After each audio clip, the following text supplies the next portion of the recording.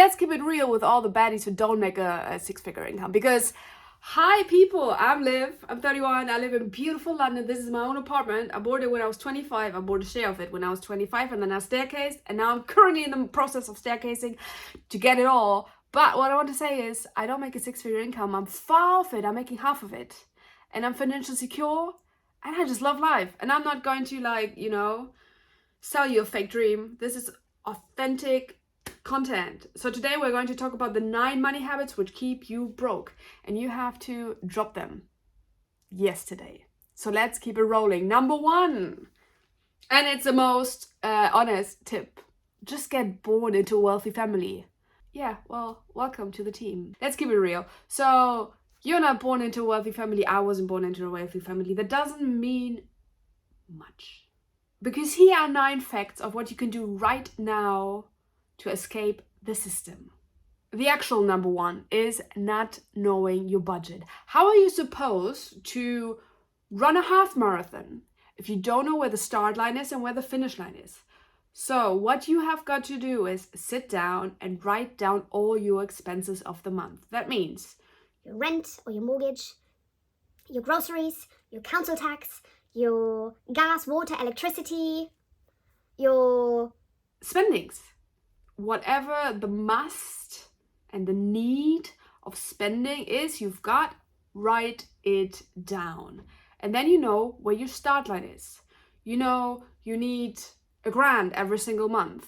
So you need to cover the basics with your salary, with your side hustle, with whatever income stream you can get your hands on. And anything above that is a good bonus.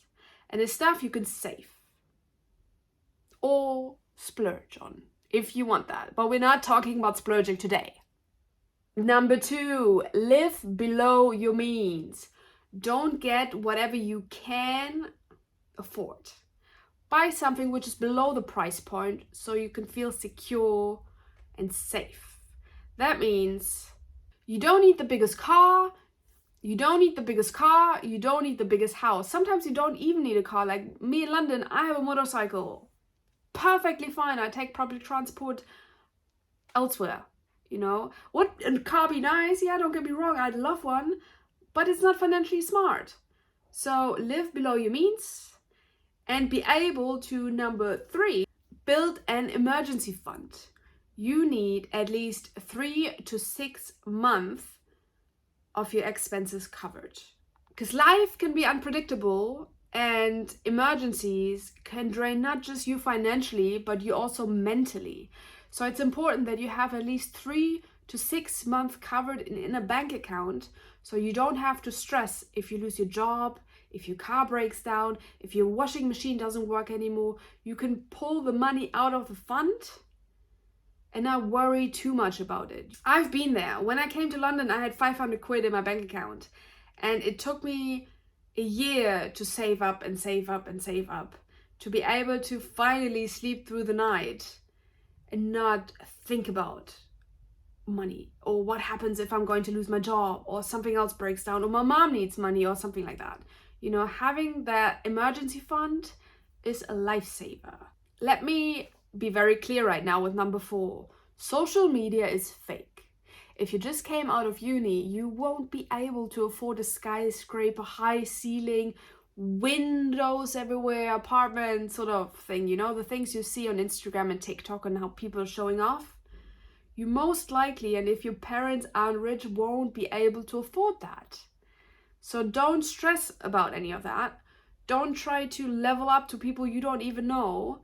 And also don't go into debt just because you see something online. People don't portray their true life and their true lifestyle. They just want to show off. And the debt stays with you forever once all the clicks and all the views are gone. It's on your credit score. It just with you forever, your debt. And that comes to number 5. Don't open so many credit cards for some sort of weird ass points to just, accumulate it and then forget about it. Forgetting your debt, and if you can't be able to pay it off at the end of the month, you live above your means. It's the success story for your long-term poverty if you forget about your debt. If you can't pay it off at the end of the month, don't accumulate it. And also, if you start a credit card with 0 interest in the first year and then 12 months later, the entire bill comes and you have to pay it up front and you don't have that money saved, girl, you better run. Whoa, why? What happened? No. There's no excuse nowadays. There is no excuse because I don't even know what number we're on. Like what, number 6? Not want to be financially educated. That's one of the money habits which keep you poor. You're one click away to educate yourself. You're one click away to watch videos like this, to understand what money habits are and how you can break the cycle of poverty. It's one click. No one nowadays can tell me they don't have time and they didn't know. Have I been taught in school how to be financially secure and save money? No, I haven't. But thanks God for the internet. Nowadays, everything is possible, and therefore no one can tell me they don't have time to educate themselves on finances. It's not about that. It's about having a priority, and your financial stability should be your priority. And you know what shouldn't be your priority? Impulse buying. A sale sign? Are you really going to get triggered by a sale sign nowadays? No. The problem is, though, you have, again, with one click, a TikTok shop where you can buy something. Amazon, it gets delivered. Even if I buy something now, it gets delivered today. It's for the lazy. It's, one click away sounds cool, but honestly, you can get into so much debt just from impulse shopping. So this is what I do. If I really want something, I'm waiting for a deal like Black Friday or Christmas sales or something like that.